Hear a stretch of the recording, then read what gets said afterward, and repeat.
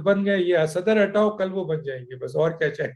अरे ये खबर है कि अगर ये हटे तो और मौलाना फजल रहमान अगर सदर बन गए इस हुकूमत के, जी फायदा देखे ना, जी सदर की बड़ी हैसियत होती है, बड़ी इंपॉर्टेंट। देखे ना, ये सदर कुछ भी नहीं है लेकिन कितने मसाइल पैदा कर रहा है। जी उस वक्त जब इलेक्शन होगा तो मौलाना फजल रहमान साहब सदर होंगे, तो सदर होंगे तो वो इमरान खान साहब के लिए मौत का पैगाम होगा कि सदर पे मौलाना बैठे हुए हैं। अरे वाह वाह ये तो आप इनको हटाइए, आरिफ अलवी साहब को, तो कल मुझसे ले लीजिए सदर नोटिफिकेशन आप, कि मौलाना फजल रहमान जो है वो appointed as a president of Pakistan, ठीक है ना, सेक्शन फला दिस एंड दैट, और ये थी, मुझसे ले लीजिए नोटिफिकेशन। बिल्कुल बिल्कुल ठीक है, क्लियर हुआ इसमें बिल्कुल, इसमें मौलाना फजल रहमान साहब ने वाज़ेह तौर पे कह दिया है कि इत्तेहादियों का फैसला है। अगर इत्तेहादी ये कहेंगे कि मौलाना फजल रहमान साहब आप सदारत करें, तो वो जरूर सदारत करें। वो जरूर सदारत करेंगे। आपने अपने एक वीलॉग में ये भी कहा कि मौलाना को खरीदने की कोशिश की गई, किसने जी, खरीदने की कोशिश की? नाम ना पूछें, लेकिन ये याद रखें कि बहुत बड़ा गेम खेला गया था। जाहिर है हुकूमत इसमें इन्वॉल्व है। मौलाना फजल रहमान साहब से मिलने के लिए जो है वो मीटिंग करने की बात थी। मौलाना साहब ने पहले तो मिलने से इनकार किया, फिर खैर बहुत ही रिक्वेस्ट की गई तो मौलाना साहब से मुलाकात हुई। मौलाना फजल रहमान साहब को ऑफर दी गई कि हम चेयरमैन सेनेट आपको देंगे, लेकिन आप इस सिस्टम को सपोर्ट कर दें। और वो सिस्टम क्या था? इमरान खान का सिस्टम। और बहुत कुछ देंगे, लेकिन मौलाना साहब ने वाज़ेह तौर पर वो इनकार कर दिया कि मैं जिस दिन जिस शख्स के लिए, जिस सिस्टम के लिए पहले दिन से लड़ रहा हूं, जद्दोजहद कर रहा हूं, जमहूरियत के लिए, इस मुल्क के लिए, मेरिट के लिए, आप मुझे लालच दे रहे हैं। ऐसी बड़ी बड़ी लालचें मुझे पहले भी दी गई हैं, लेकिन मौलाना इन चीजों में नहीं आते। मौलाना साहब ने साफ इनकार कर दिया। मौलाना साहब ने साफ इनकार कर दिया, बिल्कुल ठीक। Second last question sir, Jahangir तरीन चौधरी सरवर भी सरगर्म है, क्या क्या देख रहे हैं उनको? आने वाले दिनों में कहाँ जा रहे हैं, किस पार्टी में जा रहे हैं, क्या कर रहे हैं वो?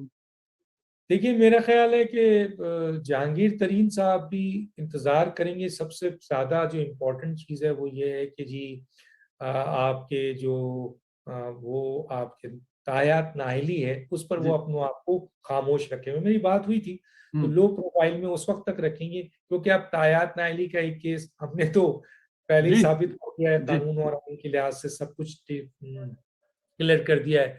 तो उस बुनियाद पर तायात नाइली तो बनती नहीं है, और केस अब सुप्रीम कोर्ट बार एसोसिएशन भी लेके जा चुकी है। तो उनको पूरा यकीन है कि तायात नाइली का ये केस खत्म हो जाएगा। आपने देखा चीफ जस्टिस ने भी एक जुमला कहा था कि तायात नाइली जो है वो बहुत सख्त सजा है, ठीक है ना।